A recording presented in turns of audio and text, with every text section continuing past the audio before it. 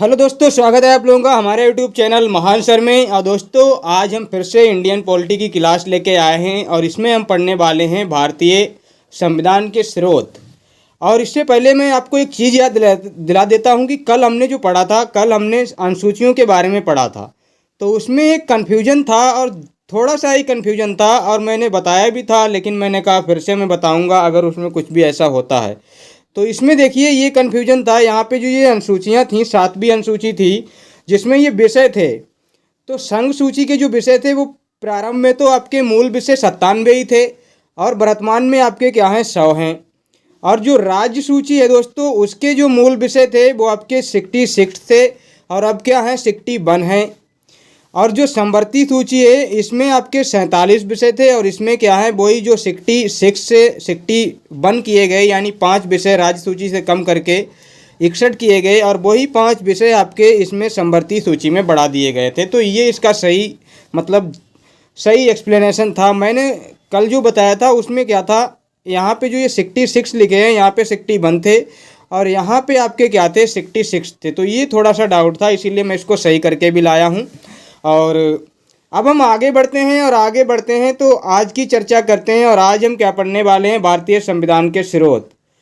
और इससे पहले मैं आपको बता देता हूं, हमारी इतिहास की क्लासें कंप्लीट हो गई हैं और इतिहास की प्लेलिस्ट बनी हुई है और इतिहास की 4 मैराथन क्लासें बनी हुई हैं, जिसमें एंसेंट की अलग है, मिडाइवल की अलग है और 2 मॉडर्न हिस्ट्री की मैराथन बनी हुई हैं, जो आप देख सकते हैं। अगर आपको इतिहास एक बेहतरीन वे में पढ़ना है, एकदम ज़बरदस्त वे में, तो आप वहाँ से देख सकते हैं। और पॉलिटी की ये शायद आज 8वीं या 9वीं क्लास है जिसमें हम संविधान के सोर्स के बारे में पढ़ेंगे और शायद एक आध और क्लासें इसकी आएंगी जिसमें हम ऐसी वैसी चीज़ें पढ़ेंगे। फिर हम कहाँ पे पहुँचेंगे, प्रस्तावना पे, और प्रस्तावना से फिर हम आगे बढ़ते हुए एक एक अनुच्छेद की तरफ बढ़ते हुए चलेंगे। तो ये क्लासें भी आप चल रही हैं, ज्योग्राफी की भी चल रही हैं, वो भी आप देख सकते हैं। तो स्टार्ट करते हैं दोस्तों। और स्टार्ट करने से पहले आप लोगों से वही गुजारिश है कि अगर चैनल पे नए हैं तो सब्सक्राइब जरूर कर लें और बेल आइकन को भी प्रेस कर लें ताकि वीडियो की नोटिफिकेशन आप लोगों को मिल सके। तो आज जो हम पढ़ने वाले हैं भारतीय संविधान के स्रोत हैं। अब भारतीय संविधान के स्रोत मतलब भारत का जो संविधान बना है तो वो कहाँ कहाँ से क्या क्या चीज़ें उठाई गई हैं। ऐसा तो बिल्कुल नहीं है कि भारत का संविधान भारतीयों ने जो लिखा है वो अपने तरीके से लिखा है। उन्होंने कहीं ना कहीं से कुछ ना कुछ चीज़ कॉपी की है, कुछ ना कुछ चीज़ आपकी फॉलो की है कहीं ना कहीं से, और कुछ चीज़ें किसी संविधान से एज इट इज उठा ली गई हैं। तो भारतीय संविधान इस तरह से निर्मित हुआ है। तो अब देखते हैं उनके सोर्स। तो पहला जो सोर्स है दोस्तों वो क्या है, 1935 का जो एक्ट है, भारत शासन अधिनियम, वहाँ से क्या क्या चीज़ें उठाई गई हैं। जैसे फंडामेंटल राइट कहाँ से लिए गए हैं, ऐसी चीज़ें जब हम पढ़ते हैं ना, जैसे कि मूल अधिकार कहाँ से लिए गए हैं और जो आपकी प्रस्तावना कहाँ से ली गई, ऐसी चीज़ें हम बहुत पढ़ते हैं इसमें। तो भारत का जो शासन अधिनियम है ना 1935, यहाँ से क्या क्या लिया गया है इसको पढ़ना बहुत ज़रूरी है। और ये वो अधिनियम है जिससे बताया जाता है कि भारत का जो संविधान है ये एकदम 1935 का कॉपी है, कार्बन कॉपी बोले तो इसी की फ़ोटो कॉपी एक तरीके से कर ली गई है और वही आपका क्या है भारतीय संविधान बना दिया गया है। लेकिन ऐसा नहीं है, कई एक संविधानों से भारतीय संविधान में चीज़ें ली गई हैं। तो इसको उधार का संविधान भी बोला जाता है, कार्बन कॉपी भी बोला जाता है। तो संघीय जो तंत्र है, जो फेडरल सिस्टम है ना, फेडरल सिस्टम आप समझते हैं क्या होता है। आप संघीय तंत्र, ये मैं भी इसमें कंफ्यूज हो जाता हूँ, आप भी कंफ्यूज होते होंगे। संघीय तंत्र जो है ये वो चीज़ है कि क्या बोलता हूँ मैं, जैसे कि भारत क्या है, भारत एक देश है और भारत में 28 राज्य हैं और 8 आपके यूनियन टेरिटरीज हैं। अब ये जो 28 राज्य हैं, यूनियन टेरिटरीज हैं, तो वैसे तो भारत एक संघ है इन सब का, मतलब सब मिला के एक भारत बनता है। लेकिन भारत में अलग अलग राज्यों में भी प्रधान मुख्यमंत्री होते हैं, राज्यपाल होते हैं, तो उनको भी अपनी अपनी पावर है। तो कहने का मतलब क्या है कि जैसे कि ये आपका स्टेट है, ये स्टेट है, ये स्टेट है, ये स्टेट है, ये स्टेट है, ये स्टेट, ये सारे स्टेट हैं, ये सारे मिलके एक भारत बनाते हैं।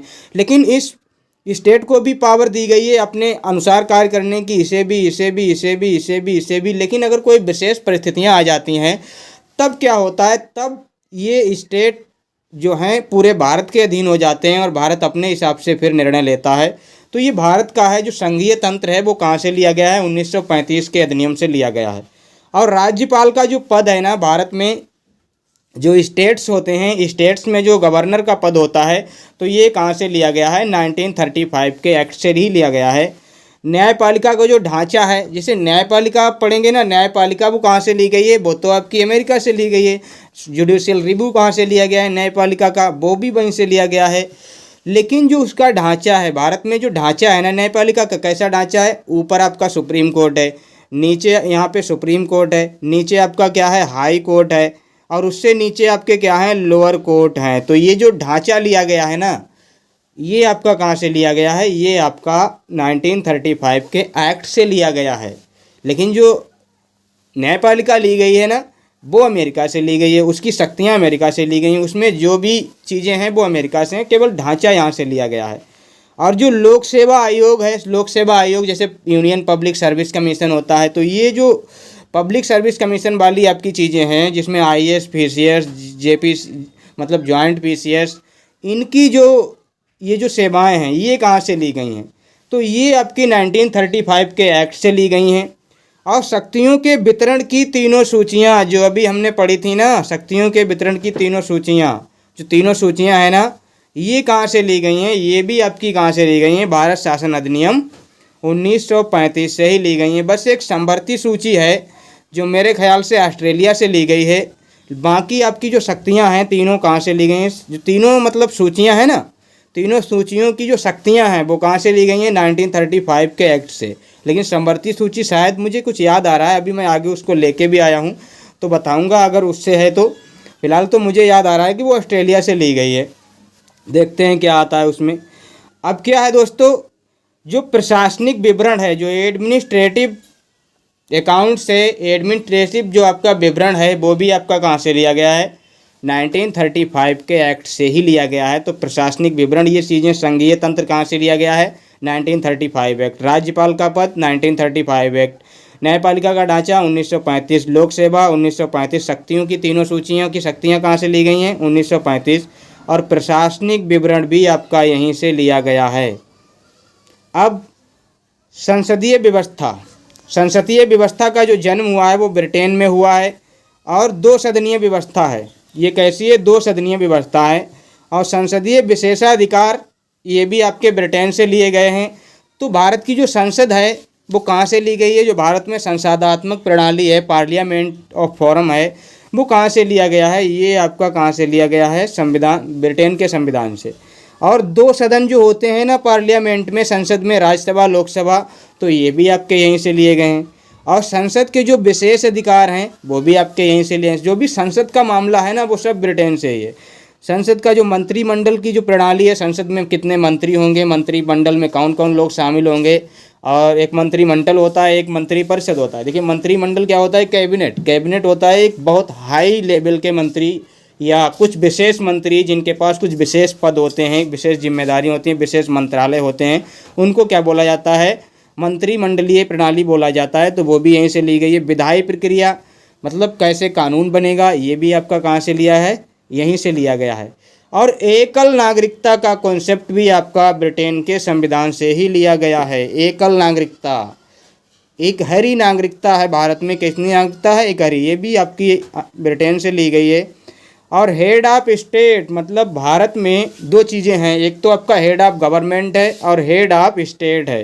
तो हेड ऑफ जो गवर्नमेंट है और हेड ऑफ स्टेट, तो स्टेट, हेड ऑफ स्टेट मतलब राज्य का जो अध्यक्ष है वो राष्ट्रपति होगा, और राज्य का जो प्रधानमंत्री है, जिसमें जो हेड है पूरी सरकार का, जो सरकार का प्रमुख है, वो प्रधानमंत्री है। तो सरकार प्रधानमंत्री के हाथों में होती है।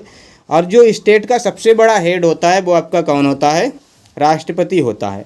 महान्यायवादी का जो पद है आर्टिकल 76 में जो दिया गया है, महान्यायवादी का पद, ये आपका कहाँ पे मिलता है? अटॉर्नी जनरल ऑफ इंडिया जो है, ये आपका कहाँ पे मिलता है? ये भी आपका ब्रिटेन के संविधान से लिया गया है। तो ये सारी चीज़ें, क्योंकि ये सारी चीज़ें ब्रिटेन के संविधान में आपको देखने को मिलेंगी, तो ये वहीं से ली गई हैं। आगे बढ़ते हैं दोस्तों, आगे और देखते हैं कि और क्या कहाँ से लिया गया है। अब यहाँ पे देखिए दोस्तों, अमेरिका के संविधान से कौन कौन सी चीज़ें ली गई हैं। तो अमेरिका के संविधान से मौलिक अधिकार लिए गए हैं, जो फंडामेंटल राइट हैं, जो पार्ट 3 में आर्टिकल आपके 12 से 35 तक के जो प्रावधान हैं वो आपके फंडामेंटल राइट कहलाते हैं और वो आपके अमेरिका से लिए गए हैं।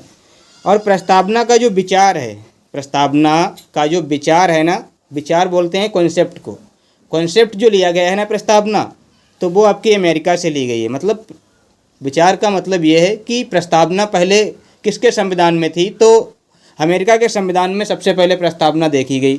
तो वहीं से विचार आया कि हमें भी अपने संविधान में एक प्रस्तावना को जगह देना चाहिए। तो ये प्रस्तावना कहाँ से ली गई है, ये आपकी संविधान अमेरिका के संविधान से ली गई है, उसका विचार है। लेकिन इसमें जो शैली है, जो उसकी भाषा है, क्या क्या उसमें होना चाहिए, वो आपका कहाँ से लिया गया है, वो आपका ऑस्ट्रेलिया से लिया गया है। ठीक है दोस्तों। अब जो राष्ट्रपति पर महाअभियोग लगता है ना, राष्ट्रपति पर महाअभियोग आप पढ़ेंगे ना, आर्टिकल 31 में, 31 नहीं 61, आर्टिकल जो हम 61 पढ़ेंगे, अनुच्छेद 61 जो पढ़ेंगे, उसमें आपको पढ़ने को मिलेगा कि राष्ट्रपति पर महाअभियोग के द्वारा उसको हटाया जा सकता है। तो वो राष्ट्रपति पर जो महाअभियोग लगेगा वो कहाँ से लिया गया है, वो अमेरिका के संविधान से लिया गया है। और जो सर्वोच्च न्यायालय है, सर्वोच्च और उच्च न्यायालय के न्यायाधीशों को हटाना, जो सर्वोच्च न्यायालय है यानी सुप्रीम कोर्ट है, हाई कोर्ट है, इनके न्यायाधीशों को भी हटाने की जो प्रक्रिया है वो भी यहीं से ली गई है। न्यायपालिका की जो स्वतंत्रता है वो भी यहीं से ली गई है, न्यायपालिका की सर्वोच्चता वो भी यहीं से ली गई है, और न्यायपालिका की समीक्षा, न्यायिक सक्रियतावाद, ये सारी चीज़ें यहीं से ली गई हैं। बस न्यायपालिका का ढांचा आपका संविधान अमेरिका के संविधान से नहीं लिया गया है, वो आपका लिया गया है 1935 के अधिनियम से। तो ये बातें याद रखना। बाकी सभी न्यायपालिका से संबंधित बातें अमेरिका से ली गई हैं। और अमेरिका में ही जो हाई कोर्ट, सुप्रीम कोर्ट के जजों को हटाने की प्रक्रिया, राष्ट्रपति पर महाअभियोग, और जो उपराष्ट्रपति का पद है, कौन सा उपराष्ट्रपति, जो भारत में देखिए उपराष्ट्रपति का पद कहाँ से लिया गया है भारत में, ये आपका यहीं से लिया गया है। और जो राष्ट्रपति का पद है वो आपका ब्रिटेन के संविधान से लिया गया। देखिए अभी मैंने आपको बताया ना, ये आपको याद होगा, ये राष्ट्रपति है, तो हेड ऑफ स्टेट कहाँ से लिया गया है, ये आपका संविधान ब्रिटेन से लिया गया है। और जो उपराष्ट्रपति का जो पद है वो आपका कहाँ से लिया गया है, अमेरिका के संविधान से लिया गया है। कहाँ से लिया गया है उपराष्ट्रपति, अमेरिका के संविधान से। तो ये बात आप याद रखना। अब कनाडा का संविधान, कनाडा का जो संविधान है ये एक सशक्त केंद्र के साथ संघीय व्यवस्था, सशक्त केंद्र, जैसे हमने अभी बताया था जो संघीय तंत्र था वो तो आपको 1935 के अधिनियम से लिया गया, लेकिन सशक्त केंद्र के साथ संघीय व्यवस्था ये कहाँ से ली गई है, ये आपकी कनाडा के संविधान से ली गई है। आपको समझाता हूँ सशक्त केंद्र के साथ कैसे व्यवस्था होती है संघीय। जैसे कि मैंने अभी बताया था, ये आपका स्टेट है, ये कोई स्टेट है, ये भी कोई स्टेट, ये स्टेट, ये स्टेट, ये स्टेट, ये स्टेट, ये सारे मिलके एक राज्य बनाते हैं, एक देश बनाते हैं। तो इनकी अपनी अपनी अलग पावर है, सबकी अपनी अपनी पावर दी गई है सबको। भारत के संविधान में केवल सेंट्रल को ही पावर नहीं दी गई है, केवल भारत को ही शक्तियाँ नहीं हैं, बल्कि उनमें जो स्टेट्स हैं उनको भी पावर दी गई है। और इन स्टेट्स को जो पावर दी गई है इसी चीज़ को कहते हैं संघीय व्यवस्था। लेकिन सशक्त कौन होगा, केंद्र ही उनके मामलों में सशक्त होगा। अगर कोई भी राज्य कुछ भी कोई कानून बनाता है और कोई सरकार मतलब पूरे भारत के लिए कोई कानून बनता है, तो कानून जो भारत के लिए बना है वही सबसे सर्वमान्य होगा, वही सशक्त केंद्र के साथ जो संघीय व्यवस्था का कॉन्सेप्ट है वो यही कहता है। तो आपको समझ में आया होगा।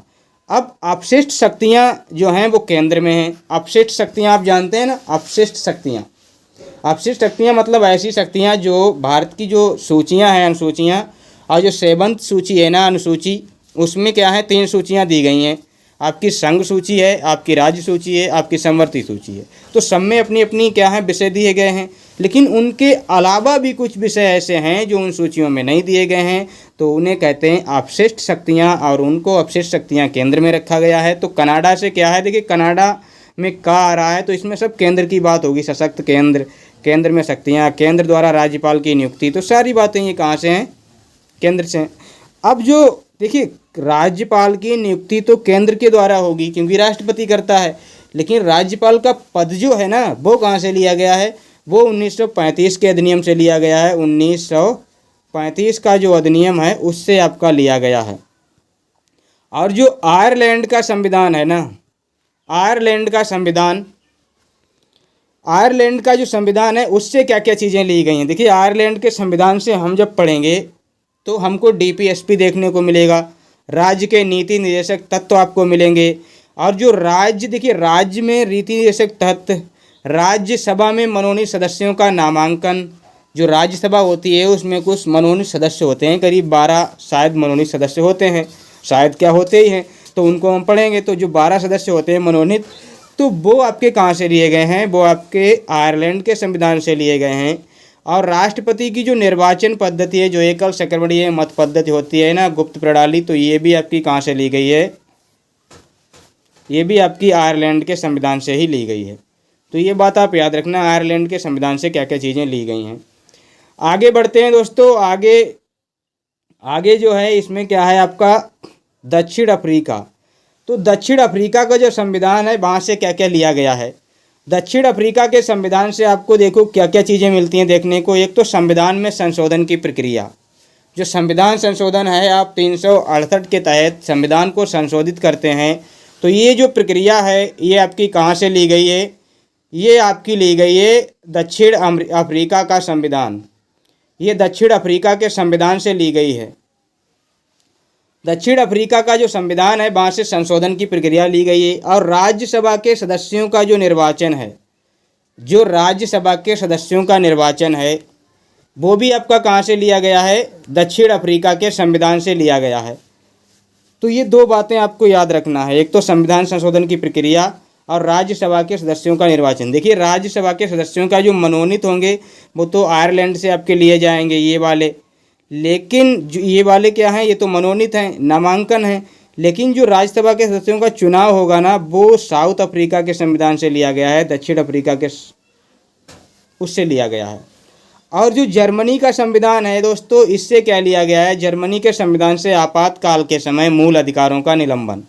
आपातकाल जब लगता है ना, तो उस टाइम पे मूल अधिकार निलंबित हो जाते हैं। हालांकि सब अधिकार आपके निलंबित नहीं होते हैं, लेकिन कुछ आपके निलंबित हो जाते हैं। तो आपातकाल के दौरान जो मूल अधिकार होते हैं उनका जो निलंबन है वो आपका कहाँ से आया है, वो आपका जर्मनी के संविधान से आया है।